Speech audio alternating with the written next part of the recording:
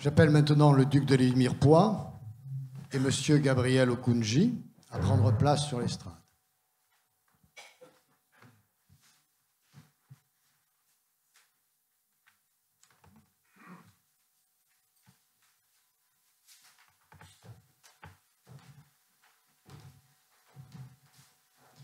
Je donne maintenant la parole au duc de Mirepoix pour son propos d'introduction. J'ai besoin d'une minute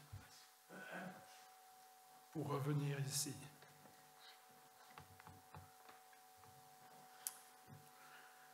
Après ce qu'a lu Samira.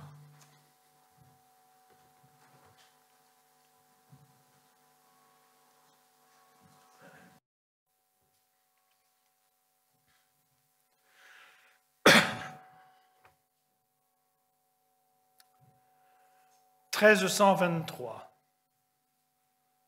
1er novembre, ici. Le troubadour Bernard de Panassac et 6 Toulousains férus de poésie fondent la Compagnie du Gai Savoir. Au même moment, là-bas,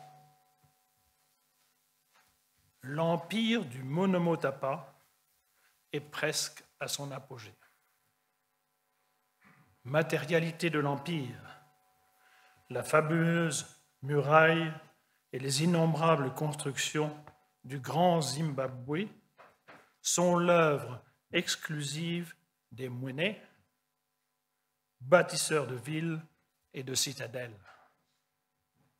Spiritualité de l'empire, élaborée par les Mwene, ferment d'une société harmonieuse. Ici, le 3 mai 1324, se tient la première joute poétique, en Languedoc bien sûr, entre troubadours, ménestrels et trouvères de tout pays.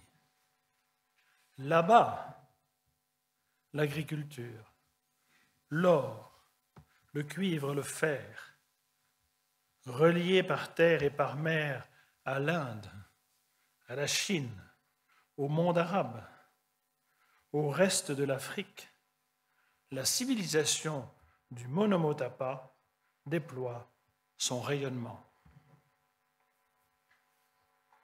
Ici, aujourd'hui, 4 mai 2023, nous accueillons un Mwene, nouvellement maîtresse-jeu, Gabriel Okoundji. Aujourd'hui, là-bas,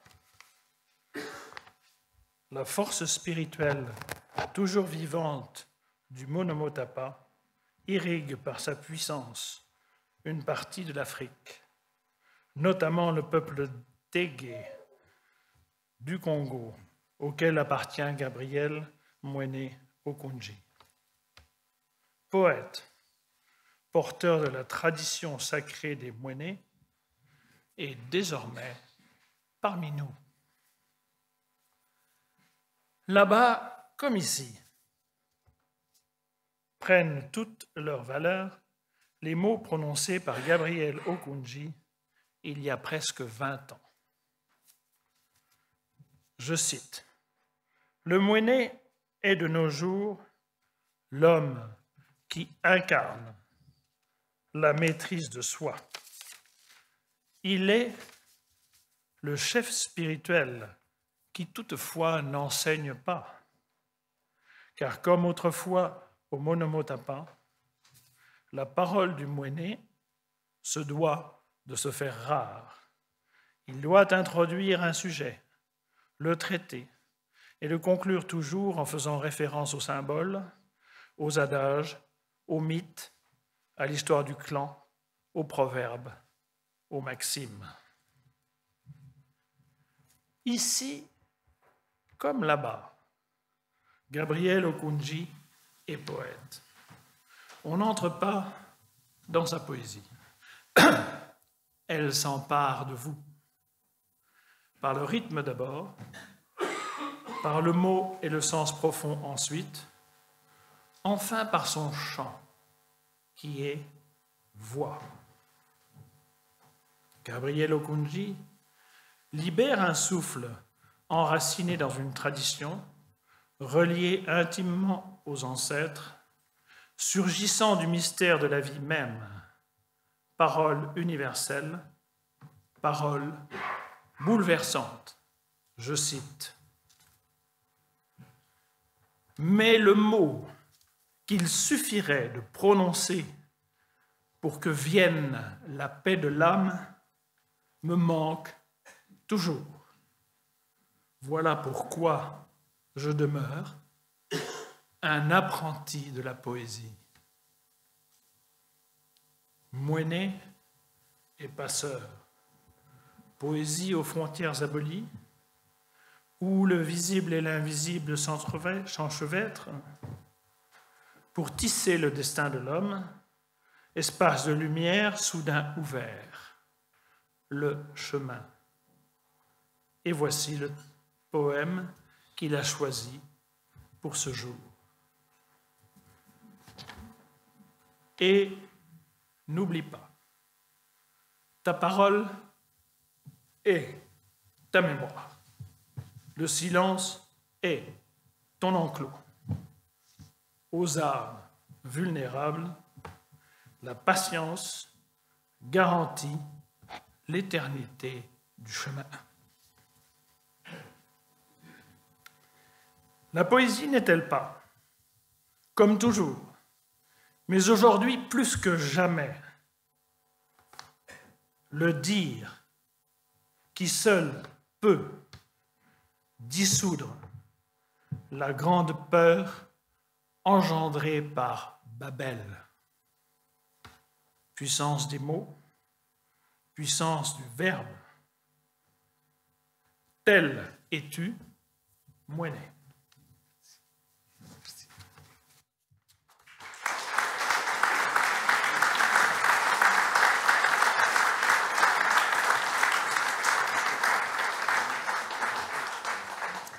Je donne maintenant la parole à M. Gabriel Okoundji pour sa réponse poétique.